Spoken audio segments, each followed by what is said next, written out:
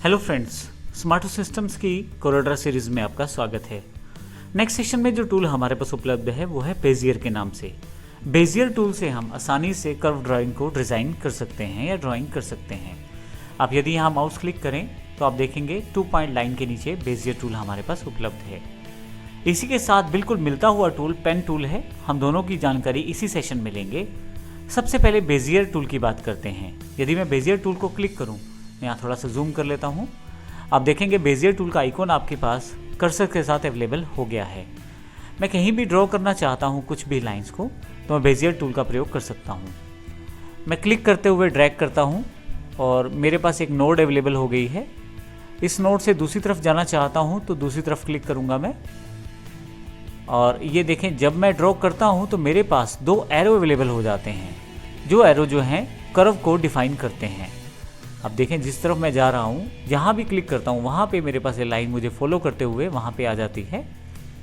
अब पॉइंट ये है कि आपके पास 2 एरो यहाँ दिए गए हैं। इन 2 एरो के साथ आप आसानी से अपने कर्व्स को मॉडिफाई कर सकते हैं। इसके अलावा इनके साथ कुछ इंपॉर्टेंट शॉर्टकट जुड़े हुए हैं। जैसे यदि मैं ऑल्ट का बटन दबा के रखूं तो आप देखेंगे कि फाइनलाइज करने से पहले मैं मूव कर सकता हूं अपनी लाइन को और क्लिक करके फाइनलाइज कर सकता हूं।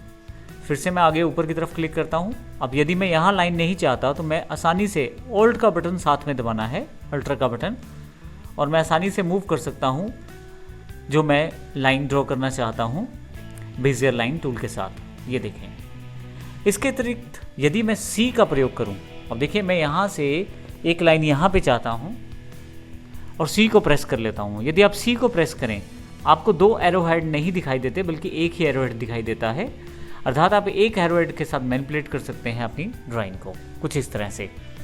तो इस तरह से आप आसानी से बेजियर टूल का प्रयोग कर सकते हैं ड्राइंग करते समय। ध्यान रखिएगा जब भी आप ड्रॉ करते हैं बेजियर टूल के साथ तो आपके पास कोई भी प्रीव्यू अवेलेबल नहीं रहता है। आइए अब बात करते हैं इसी के साथ जुड़े हुए दूसरे टूल पेन टूल के बारे में। यदि मैं पेन टूल को क्लिक कर दूं तो बिल्कुल सेम काम आप पेन टूल के साथ कर सकते हैं। आप क्लिक करें पॉइंट पे, अब देखें आपके पास माउस प्रीव्यू दिखा रहा है साथ साथ पेन टूल के साथ, जबकि ये प्रीव्यू हमारे पास बेजियर टूल में उपलब्ध नहीं था। मैं यहाँ क्लिक कर देता हूँ। अब देखें मेरे पास एक लाइन अवेलेबल हो गई है। फिर क्लिक कर देता हूँ, फिर लाइन अवेलेबल हो गई है। अब की बार क्लिक ना करके मैं ड्रैग करता हूँ तो आप देखें ड्रैग करते हुए मेरे पास एक एरो अवेलेबल हुआ है और दूसरी तरफ मैं उसको आसानी से कर्व डिज़ाइन में कन्वर्ट कर सकता हूँ। तो इस तरह से मैं यदि यहाँ से फिर से ड्रैग करूँ तो मैं इस कर्व को डिफाइन कर सकता हूँ।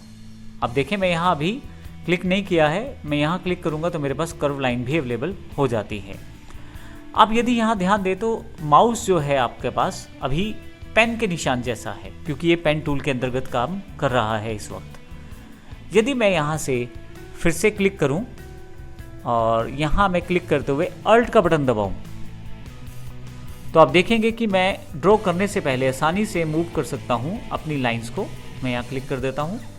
अगर ऑल्ट बटन दबा के रखता हूँ तो आसानी से मैं क्लिक करने के पश्चात देखिए क्लिक करने के पश्चात की बात है ये, इसको मैं मूव करते हुए चेंजेस कर सकता हूँ। ऑल्ट के साथ ये बेनिफिट रहता है कि आप अपनी जो फाइनलाइज करनी है ड्राइंग उसको प्रीव्यू करके देख के फिर कर सकते हैं। इसी तरह से यदि मैं सी का प्रयोग करूँ यहाँ पे और क्लिक करूं तो आपके पास एक एरो हेड अवेलेबल रहेगा जिसको आप आसानी से प्रयोग कर सकते हैं किसी भी तरह की ड्राइंग के लिए। कुछ इस तरह से सीधा सीधा यहाँ पे लाइंस अवेलेबल होनी शुरू हो जाएंगी तो मैं आसानी से इनको मैनिपुलेट कर सकता हूँ। तो इस तरह से आप कर्व और बेजियर टूल दोनों का प्रयोग कर सकते हैं। यहाँ एक इंपॉर्टेंट पॉइंट और, अभी मैं यहाँ पे एंड करना चाहता हूँ तो स्पेस बार प्रेस कर देता हूँ। पेन टूल मेरे पास यहाँ पे ख़त्म हो गया है। लेकिन यदि मैं फिर से पेन टूल को क्लिक करूँ तो आप देखेंगे यहाँ पे नोड्स बनी हुई हैं।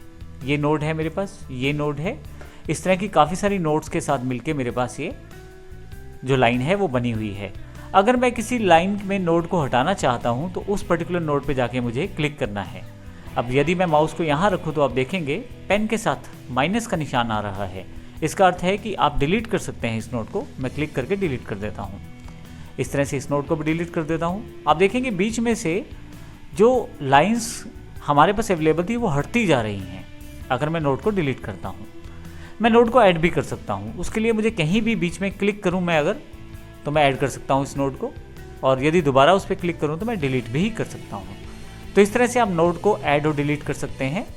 यदि आप बनी हुई किसी शेप को फिर से शेप टूल के साथ प्रयोग करें तो आप इसको मॉडिफाई भी कर सकते हैं।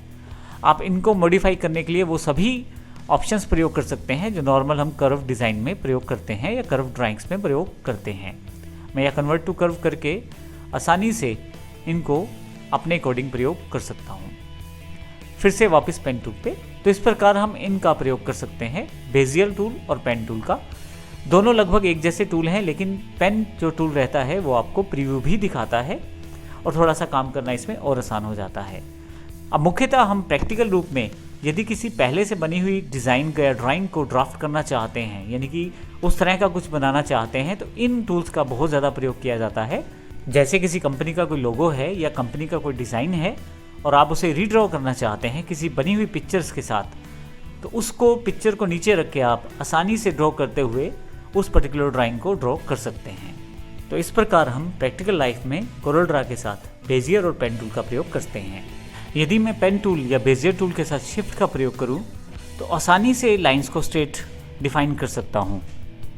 जैसे मैंने शिफ्ट को प्रेस कर दिया है, आप देखें यहाँ से आसानी से मैं लाइंस को स्ट्रेट डिफाइन कर सकता हूँ। और यदि कर्वी डिज़ाइन मुझे क्रिएट करना है तो फिर से मैं क्लिक करते हुए वापस उस तरह से डिज़ाइन क्रिएट कर सकता हूँ जैसा मैं चाहता हूँ। फाइनली यदि आप स्टार्टिंग वाले पॉइंट को मिला दें दोबारा तो आपके पास ये क्लोज शेप बन जाती है। क्योंकि मेरे पास यहाँ पे कलर जो अंदर की तरफ डिफाइन किया है फिल शेप के लिए रेड है, तो ऑटोमेटिकली क्लोज शेप्ड होने के बाद उसमें रेड कलर को फिल कर दिया गया है। तो इस प्रकार आप पेन टूल से क्लोज शेप को भी क्रिएट कर सकते हैं आसानी से, और जिसमें कलर भी फिल किया जाता है जिस तरह से हमारे पास यहाँ एग्जाम्पल में किया गया है।